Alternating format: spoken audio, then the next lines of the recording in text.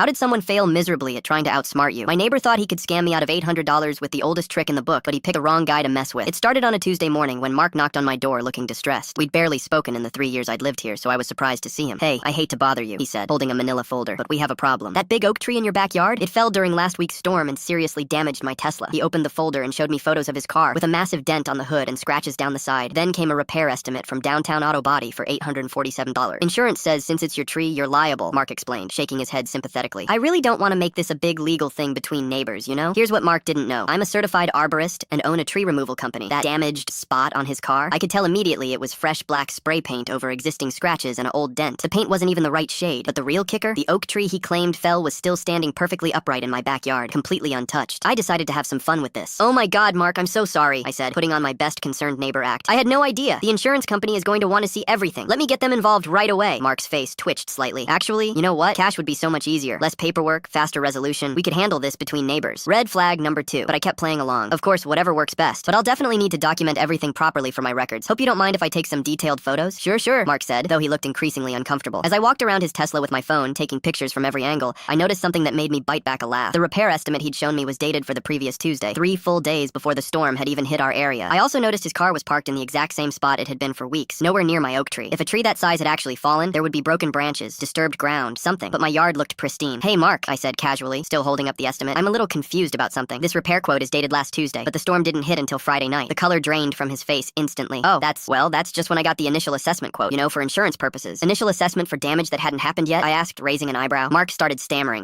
I was planning to get it looked at anyway, and then when the tree fell, I pulled out my phone and opened my security camera app. "Want to see something interesting? I've got footage of my backyard from the entire storm." Mark went completely silent as I showed him the video. Clear as day, you could see my oak tree standing firm through the whole storm. No falling, no damage, nothing. His Tesla wasn't even visible in the frame because it was parked too far away. "The tree never fell, Mark. And looking at this footage, your car had those exact same scratches and that dent 3 weeks ago. I can see them in the older recordings." Mark's mouth opened and closed like a fish. There must be some mistake." "The only mistake," I said, "was thinking you could scam someone who removes trees for a living. I know what storm damage looks like, and I definitely know when a tree hasn't fallen." Mark grabbed his folder and started backing toward his house. "Look, maybe I was confused about which tree. There's no confusion here. You tried to defraud me with fake damage and a predated estimate. That's insurance fraud, Mark." He practically ran back to his house without another word. But the story doesn't end there. 2 days later, I'm trimming hedges in my front yard when I see Mark approaching Mrs. Brooks's house 3 doors down with the same manila folder. The elderly widow who lives alone. I couldn't let that slide. I grabbed my phone, walked over, and arrived just as Mark was explaining how her maple tree had fallen and damaged his car. "Hey, Mrs. Brooks," I called out cheerfully. "Mark's about to show you the same fake photos and predated repair estimate he tried to scam me with on Tuesday. The tree he's claiming fell is still standing in my yard, and his car's been damaged for weeks." Mark's face went bright red as I showed Mrs. Brooks the security footage on my phone. "I think you should leave now, Mark," Mrs. Brooks said firmly. "Before I call the police." Mark hasn't made eye contact with me since. His Tesla still has those same scratches.